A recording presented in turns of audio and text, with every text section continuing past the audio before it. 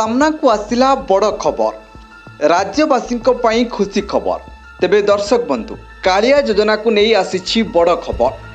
कालिया योजना को नहीं बड़ घोषणा करे एबे राज्यर लक्ष लक्ष चाषी भाई लाभ पाइबा को जाउछंती। कालिया योजना को नहीं निकटरे राज्य कैबिनेट रे गुरुत्वपूर्ण घोषणा करा जायतिला। ओडिशार लक्ष लक्ष चाषी बृहत स्वार्थ को दृष्टि रखी बड़ घोषणा करथिले मुख्यमंत्री नवीन पट्टनायक।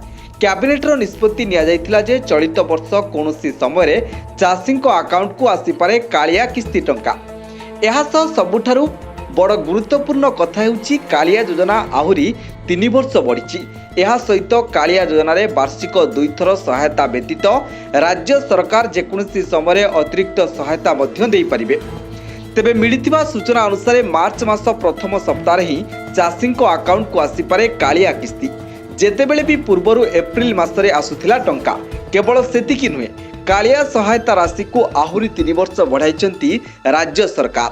हेले 2026-27 पर्यंत राज्यर चाषी टंका पाइबे। राज्य राजकोष एथिपाई खर्च हेबो 6029.70 कोटी। केवल एतिकी नुहे कालिया योजनार हिताधिकारी थिबा भूमिहीन चाषी परिवार को आउ 2000 टंका अतिरिक्त सहायता मिलिबो। पूर्वरु नुआखाई रे बड़ उपहार देइथिले राज्य सरकार। चाषी अकाउंट को कालिया टंका पठाई नुआखाई उपलक्षे राज्यर चाषी को आर्थिक सहायता पठाइतिले राज्य सरकार। राज्य सरकार पक्षरु आरंभ करा जायथिबा कालिया योजनार परवर्ती किस्ती चाषी अकाउंट को जाइतिला। कृषि भित्तिक पर्व नुआखाई अवसर में कालिया सहायता देइतिले राज्य सरकार।